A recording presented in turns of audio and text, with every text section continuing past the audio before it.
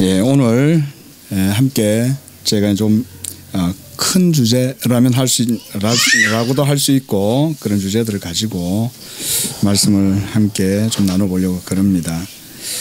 세상을 살아갈 때에 우리가 살다 보면 여러 좋은 것들도 있고 또 때때로 아주 극히 또 나쁘고 악하고 그래서 심한 악취가 나서 그래서 정말 뒷골이 번쩍 설 정도로 그렇게 지독한 일들도 있기도 합니다. 그러다 보니까 사람들은 일반적으로 좋은 것, 즉 선한 것이나 행복하고 또는 긍정적인 것 그리고 또 해피엔딩과 같은 그런 스토리를 좋아하기 마련입니다. 저도 해피엔딩을 좋아합니다. 드라마를 보면 그렇게 끝나는 게 좋고 항상 결과가 그랬으면 좋겠다 이런 생각이 드는데 그러나 우리가 다 알다시피 사실은 현실은 또 우리의 생각 이상과는 또 그렇지 않은 경우가 많이 있습니다. 그래서 우리가 항상 이러한 이상과 현실 사이에서 우리가 괴리를 느끼곤 합니다. 그렇지만 저는 이상적인 것의 가치를 부정하지는 않지만 너무 극도의 비현실적인 그런 것도 저는 별로 좋지 않다고 생각을 합니다. 때때로 그래서 살다 보면 우리가 여러 가지 삶의 영역 속에서 접하게 되는 음악이나 예술이나 문학이나 등등 여러 가지 것들이 우리가 접하는 것들이 많이 있죠. 특히 우리가 접하고 누리고 경험하고 향유하는 그런 것들이 많이 있는데요. 근데 그런 것들을 제공하는 사람들은 독자들이라든지 아니면 민중들이라든지 청중들이라든지 이들에게 너무 이 좋은 것만 부각시켜서 인기를 얻으려고 하거나 이런 경우도 많이 있죠. 그러다 보니까 그렇지만 사실은 그런 것은 별로 건강한 것은 아닙니다. 우리한테 너무 자극적이고 또 뇌리에 아주 감각적으로 나만 막 파고 들어오는 그런 어떤 음악이나 예술 이런 게 간혹하다 보면 있습니다. 가만히 들어보면 굉장히 음률이 아름답고 가사도 되게 좋은 것 같은데 듣고 나면 과연 그런가라는 생각이 드는 이런 노래들도 있죠. 어떨 땐 제가 그런 얘기를 이렇게 주변에 하면 너무 민감하게 그러는 거 아니냐. 그런 좋은 노래는 좋은 거대로 듣고 하면 좋지 않냐. 그런데 사실은 참 그런 이상적인 것이 말 그대로 참 때때로 허무함으로 다가올 때가 많이 있어요. 왜냐하면 현실이 그렇지 않기 때문에. 오히려 제가 생각할 때는 현실은 있는 그대로 얘기하고 그러면서도 이상도 적절하게 제시해주고 그러는 게 아무튼 이런 분야에 계신 분들이 오히려 건강하게 뭔가를 하는 것이 아닌가 그런 생각이 듭니다. 오히려 너무 감각적이고 현실은 그렇지 않은데 이상적인 것들만 제시하고 사람의 뇌리를 파고 들어가는 그런 것들은 도리어 사람의 현실성을 무너뜨리고 오히려 삶을 피폐하게 하고 그리고 피안이나 허상을 추구하게 하고 그런 이상주의 가운데에서도 그런 어떤 맹목적인 상태로 삶을 살아가게 만들어버리는 오히려 그런 것이 아닌가. 그래서 적절한 비판 바르게 현실을 직시하는 이런 안목들도 필요한 것 같습니다. 이 전도서를 우리가 다 읽다 보면 전도서에서 우리가 얻을 수 있는 교훈이 있다면 대표적으로 우리가 알고 있는 뭘까요? 좀 세상에 대해서 또 삶에 대해서 인생의 어떤 가치나 의미에 대해서 상당히 헛되다는 주제는 헛되다라는 이런 이제 강조를 많이 하는 걸 볼 수가 있습니다. 그러다 보니까 전도서가 때때로 너무 비관적이고 염세적이고 너무 인생에 대한 가치들을 비하시키는 것은 아니냐 이런 오해도 할 법도 하지만 전도서를 끝까지 다 읽어보면 사실 이 전도서 기자의 의도하는 바가 무엇인지를 우리가 알 수 있죠. 그건 뭐냐? 하나님을 의지하지 않고는 하나님을 섬기지 않고는 인생 자체는 모두가 다 헛되다. 그 교훈을 사실은 하는 것입니다.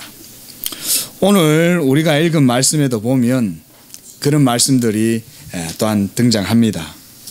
오늘 본문을 보면 11절에 이런 예를 듭니다. 경주자들이라고 선착하는 것이 아니고 용사들이라고 전쟁에 승리하는 것도 아니고 지혜자들이라고 음식을 얻는 것도 아니고 명철자들이라고 재물을 얻는 것도 아니며 지식인들이라고 은총을 입는 것도 아니니 이는 이 모든 일들이 그들 모두에게 임한다. 이거 뭔 얘기냐. 우리 번역을 이 기회는 그들 모두에게 임한다 이렇게 말씀해 놨는데요. 보편적으로 인생을 살아가는 그 모든 인생사 속에 이 보편사적으로 이렇다 이거예요. 예. 그래서 이 지혜자가 이 전도자가 보니까 아주 지혜로운 사람이 있는데 그 사람의 삶은 너무나 힘들고 어려움 속에 산다. 소위 가령 예를 들자면 우리가 대표적인 인물이라면 뭐 우리 고대 소크라테스 이런 사람이 있잖아요. 우리가 뭐 잘은 뭐 철학적으로 뭐 잘은 모르지만 소크라테스라는 이 유명한 선생이 뭐 듣기로는 악처도 있었다 그러고 그죠? 그리고 독배도 마셨다고 그러고 온갖 모든 핍박 속에 살았다 그러잖아요. 예. 그리고 뭐 여러 또 많은 사람들이 이 세상에서 아주 현명하고 지혜롭게 살려고 노력하지만 그들에게 모두가 다 인생에 아름답고 좋은 것들을 다 누리고 살지는 못하더라는 것입니다. 이게 바로 인생의 보편사적인 그런 내용들이에요. 그렇게 되어지는 게 왜 그런가? 이걸 아무리 궁금해보고 살펴봐도 이 전도자는 그게 어떻게 해서 그렇게 되는지 파악할 길이 없어요.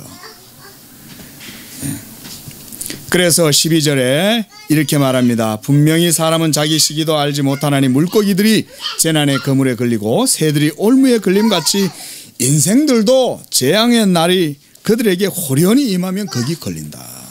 그 누구에게 재앙이 임하고 누구에게 복이 임할는지 이런 것에 대해서 이 사람은 능히 뭐 아무리 지혜롭다고 해도 아무리 권세를 가지고 있다고 해도 아무리 능력이 있어도 그것을 피할 길도 없고 그것을 또한 자기에게로 끌어당길 수도 없더라는 것입니다. 바로 전도서 기자는 이런 것을 보면서 인생을 논하면서 오늘 13절에서 18절까지 특이한 말씀을 합니다. 내가 또 해 아래에서 지혜를 보고 내가 크게 여긴 것이 이러하니 그랬습니다. 전도서 기자는 우리가 이제 이 전도서의 기자는 흔히 우리가 솔로몬 왕이다 이렇게 이제 일반적으로 인정을 하기도 하고 또 아는 분들도 있고요. 그러긴 한데 잠언에서는 이 솔로몬은 지혜에 대해서 아주 깊이 있게 통찰력 있게 여러 이제 지혜들에 대해서 말씀하고 있지 않습니까? 근데 이 전도서에 와가지고는 그와 정반대로 그렇게 온갖 지혜를 누리면서 그리고 왕궁에서 호식하고 하고 싶은 거 다 해보고 그가 뭐 잠언이나 이런 거를 뭐 3,000편을 노래했다 하니까 그죠? 뭐 담벼락에 자라나는 뭐 우슬초, 담쟁이까지 뭐 식물학, 동물학, 뭐 미생물학까지 전부 다 살펴본 사람이 솔로몬 아닙니까? 그런데 그런 사람이 인생에 대해서는 마지막에 와가지고 이렇게 노래하더라는 거예요. 헛되고 헛되니 모든 것이 헛되다. 그렇게 지혜롭고 탁월하게 그리고 영화롭게 온갖 권세와 모든 것들을 다 누리고 살았음에도 불구하고 결론은 인생은 헛되고 무가치하다 이렇게 말한다는 거예요.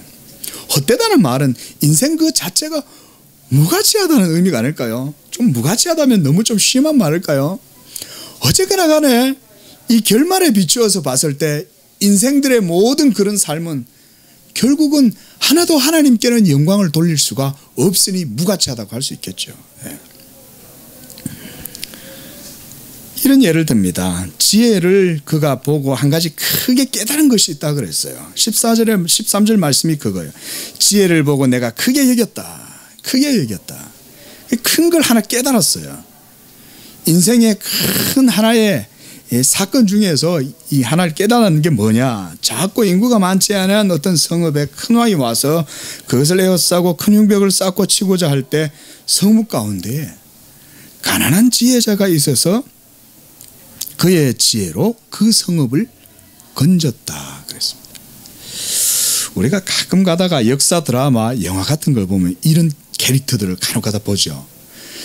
평상시에는 아무런 두각도 안 나타나다가 사건이 딱 일어났을 때 완전히 다크호스처럼 딱 떠올라가지고 해결을 싹 하고 그러고는 또 무대 뒤로 싹 사라지는 멋있는 이런 사람들. 그런데 여기서 뭐 그렇게 멋있게는 묘사하는 것 같지 않습니다. 왜냐하면 이 사람은 가난한 지혜자예요. 볼품 없어요. 사람들의 눈에 잘 띄지도 않아요. 정말 말 그대로 일반적인 세속인들의 시선에서 감추어져 있는 이런 사람이라고 할 수가 있습니다. 그래서 그 가난한 자를 기억하는 사람이 없었다 그랬습니다. 아무도 이 사람을 기억을 못해요. 근데 이 사람은 영웅이었어요. 이 사람 때문에 그 큰 왕이 와가지고 막 성을 갖다가 함락시키려고 하는데 이 가난한 현자 한 사람 때문에 그 성이 그 전쟁에서 이기고 성이 구원받은 거예요. 예. 자, 이 지혜자. 이 참 지혜라는 것이 그래서 세상을 살다 보면 지혜의 가치가 살아보면 살아볼수록 더 귀하게 다가오죠. 예? 그저 젊을 때는 육적인 것, 그저 내 손에 주머니에 들어오는 것 이런 것의 가치가 더 크게 느껴지고 내 스펙이 이만큼 내 메리트가 이만큼 쌓이면 그게 더 좋은 것 같고 그렇게 하겠지만 사실 우리가 어느 정도 이제 연륜이 차면 뭐 40, 50 이렇게 넘어가면 이제 그런 것보다는 인생에 좀 더 차원 높은 부분들을 생각하지 않겠습니까? 그게 바로 저는 지혜라고 생각을 합니다. 인생의 지혜죠. 인생의 지혜. 자, 우리가 이런 인생의 지혜를 우리가 어떻게 삶 가운데에서 체득하고 누리고 살아갈까요? 전도서 기자는요. 독특한 방식으로 이런 지혜를 설명하려고 접근을 해가요. 뭐냐면 좋은 것과 나쁜 것 계속 대비시켜 나가면서 좋은 것이 항상 좋은 것도 아니고 나쁜 것이 항상 나쁜 것만도 아니다. 그렇다고 해서 또 좋은 것이 나쁜 거냐? 그것도 아니다. 나쁜 것은 또 좋은 거냐? 그것도 아니다. 계속 이런 식으로 서로에 대비시켜 나가면서요. 그러면서 우리의 시선을 땅이 아니라 그 위에 역사하시는 모든 인생의 보편적인 역사 위에 역사하시는 하나님께로 우리의 시선을 자꾸 돌려주고 있음을 볼 수가 있습니다. 이게 전도서 기자의 교훈이에요. 전도서 기자의 눈으로 볼 때는 좋고 나쁜 것 그리고 어둡고 밝은 것 이 두 측면 모두가 다 사실은 하나의 인생의 흐름 속에서는 큰 차이가 없어요. 전도자는 이것을 통틀어서 다 헛된 것이다 그래요. 아무리 지혜롭고 아무리 용맹하고 아무리 달리기를 잘한들 그 모든 것들은 다 헛된 거다. 심지어 살아서 엄청난 영웅이 되어가지고 온 세상을 호령하고 그렇게 살다 할지라도 그의 삶이 어머니의 태에서 죽은 그 사망한 유아와 다를 바가 뭐가 있냐? 왜냐? 모든 인생은 결국 살다가 죽으면 다 어둠 속으로 사라지는 거 아니냐? 그렇죠? 얼마나 철학적입니까? 그렇죠? 그렇잖아요. 사실은 따지고 보면 그런 거 아닙니까? 그런데 제가 세상을 살아봐도 보니까 사람들은 희한하게 자기가 죽을 줄을 생각을 안 하고 살더라고요. 분명히 죽는데 왜 저렇게 살지? 분명히 죽는데 저렇게 죽지 않을 것처럼 100년, 200년 막 계획을 하고 살아와요. 그게 뭘 때문일까요? 저는 그때 몰랐어요. 성경을 보니까 알겠더라고요. 그게 바로 인생들이 그걸 생각하지 않는다는 거예요. 어리석음.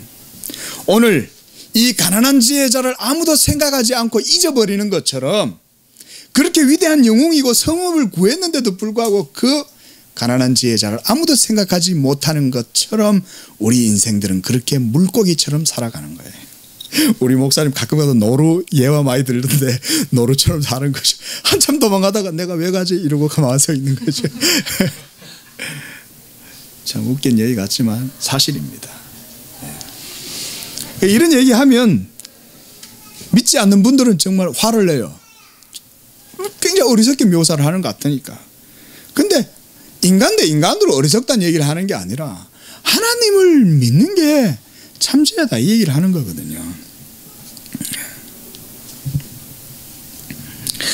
자, 이처럼 우리가 전도서 기자의 안목으로 인생을 보면 이렇게 인생 모두에게 임하는 일이 보편적이고 그 되어지는 일들도 결국은 인간의 선택이나 결단이나 의지와 노력 이런 것에 의해서 이루어지는 것이 아니라는 점에 우리가 공감을 할 수 있을 겁니다.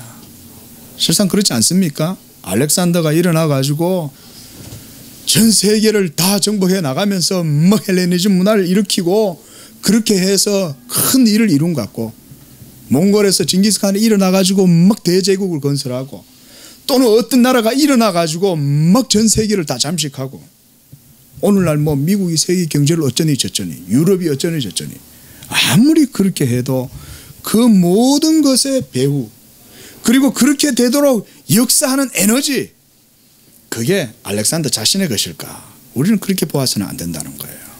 하나님이 그를 그렇게 사용하신 거예요. 그리고 너무 교만해질까 봐 하나님께서 33살쯤 돼서 데려가 버리시잖아요. 예? 너무 많이 안 누리더라.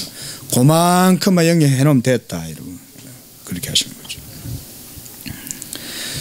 자, 이러한 점을 생각해 볼 때 진정한 인생이란 무엇이고, 그리고 전도서 기자가 말하는 이런 역사, 이것이 무엇이며 모든 일이 이루어지는 시작과 과정과 결말이 어떠한 것인지 우리 인생의 눈으로는 전혀 예측할 수 없는 것이 바로 인생사라고 할 것입니다. 또한 해 아래는 새 것이 없습니다.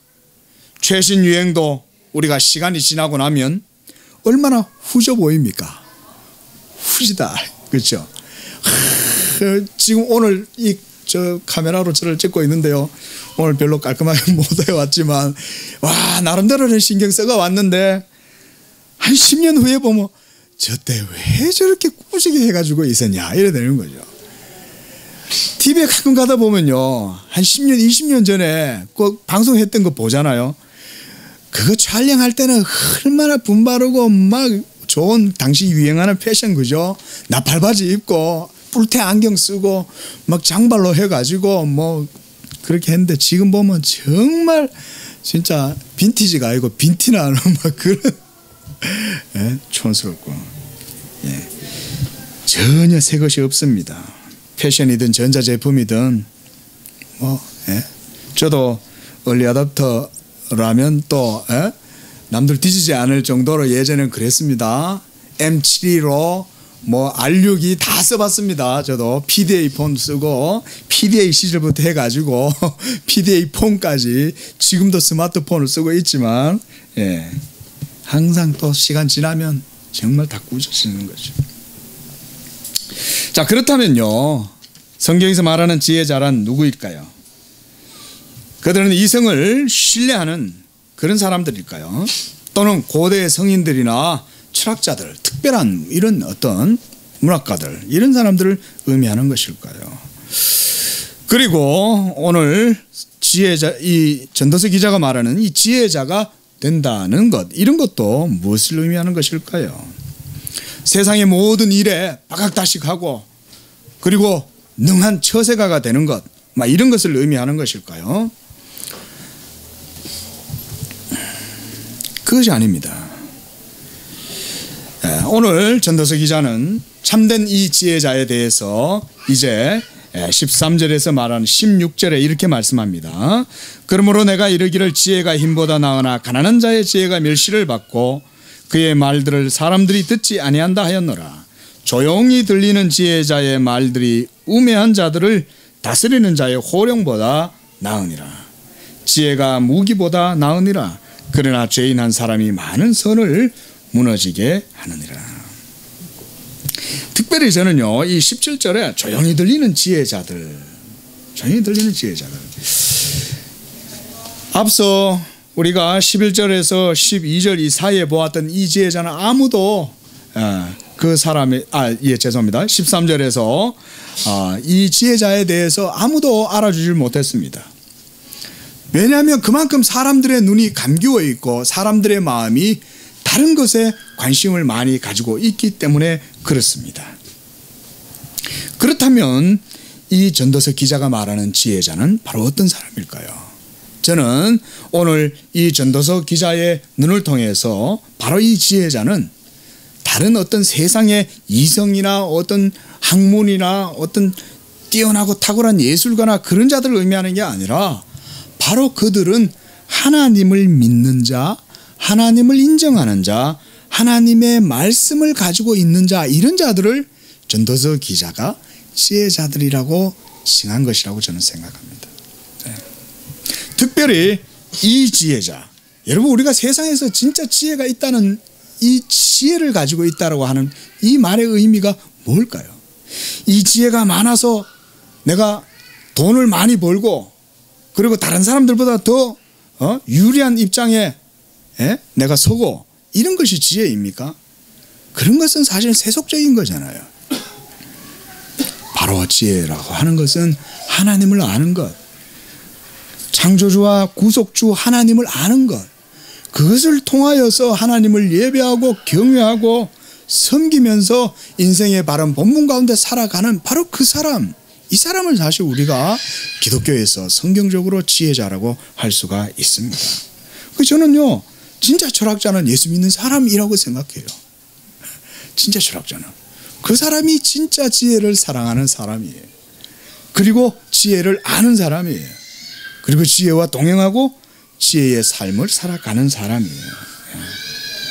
또한 저는 이 지혜자에 대한 이 다양한 의미로 저는 이것을 몇 가지로 생각할 수 있다고 봅니다. 첫째는 성도고, 둘째는 목회자고, 셋째는 교회라고 생각해요. 교회는 어떤 의미에서 이 세상이라고 하는 성읍 가운데 있는 가난한 자들입니다. 가난한 지혜자입니다. 또한 조용히 오늘 본문 말씀 17절 보면 조용히 들리는 지혜자들의 말들이라 그랬습니다. 말하는 사람들. 이건 누굴까요? 저는 이 특별히 목회자들이라고 봐요. 하나님의 말씀을 전하는 목회자들. 세상에 가난한 자인 교회가 있다면 또 그 교회라고 하는 공동체 속에는 하나님의 말씀을 전하는 이 하나님의 말씀 전파자들이 있습니다. 그들이 전하는 말은 세상 사람들이 듣기에 현란하거나 감각적이거나 자극적이거나 그들에게 뭔가 유혹을 주고 이런 말들이 아니죠. 오히려 그들이 싫어하는 소리도 하고 듣고 싶어 하지 않는 무미건조한 재미없는 말들도 해야 됩니다. 그러나 그들의 소리는 크지 않습니다. 조용히 하는 말들이지만 그 가난한 자들의 조용한 말 때문에 그 성읍이 구원을 받는 것이. 그리고 또 하나는 성도들입니다. 성도들 또한 이 교회에 속한 공동체의 일원이요 세상 가운데에서 나가서 살아가는 하나님의 지혜자들입니다. 이처럼 저는 지혜자를 다양한 의미로 이해할 수 있다고 생각을 합니다. 성경 속에서 보니까 이러한 지혜자들이 성읍 가운데 몇몇이 있었습니다. 대표적으로 저는 소돔성의 롯이라고 생각합니다. 소돔성에 하나님께서 불을 내려 유황불을 내려서 모든 것들을 다 멸망시키려고 하실 때에 아브라함이 기도합니다. 하나님이여 그곳에 의인이 혹시 있지 않겠습니까? 그들을 구원해 주십시오. 그렇게 기도했음에도 불구하고 그 소돔성에 의인 하나가 없어서 멸망을 당할 때에 천사가 멸망을 시키려고 막 갑니다. 그런데 그곳에 가서 그대로 하나님의 심판을 행하지 않아요. 왜냐하면 아직도 그 성에는 롯이 있었기 때문에 그렇습니다. 이 롯이 그 성에서 빠져나갈 동안은 성이 안전했던 거예요. 의인한 사람이 곧 지혜자입니다.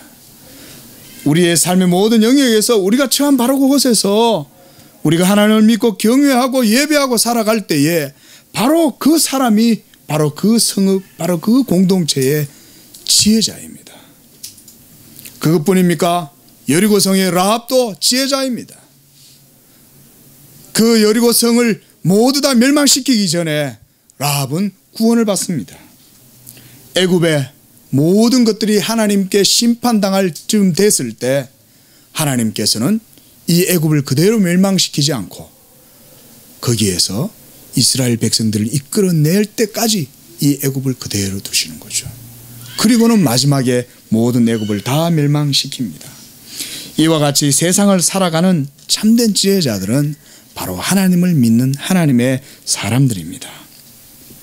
그래서 인생들이 대단한 거사를 행하고 위대한 업적을 남긴다고 해도 우리가 그것으로 인하여 그것에 어떤 큰 의미와 가치를 너무 둘 필요는 없습니다.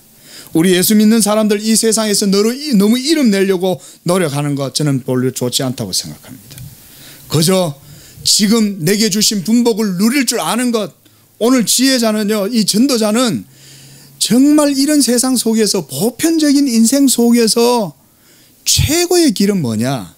그저 하나님이 주신 일반 은총을 누리고 분복을 누리고 살아가는 그것이 그래도 제일 좋다, 이렇게 얘기하는 거예요. 거기에서 너무 지나치거나 거기에서 너무 모자라는 것도 별로 좋은 것이 아니다. 그래서 너무 의인이 되지 말고, 그리고 너무 위대하고 탁월한 사람도 될 필요 없다.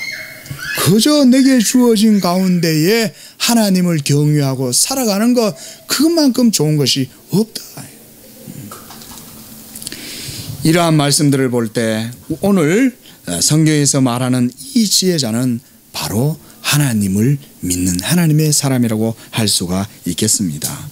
물론 구약 시대에서 이 예수 믿는 사람들이 지혜자다 이렇게 말하는 것은 없지만 분명히 전도서 기자는 하나님을 믿는 바로 그 사람이 지혜자라고 말하는 것입니다. 오늘 17절에 조용히 들리는 지혜자의 말들, 바로 우리 모든 성도들의 삶을 의미합니다.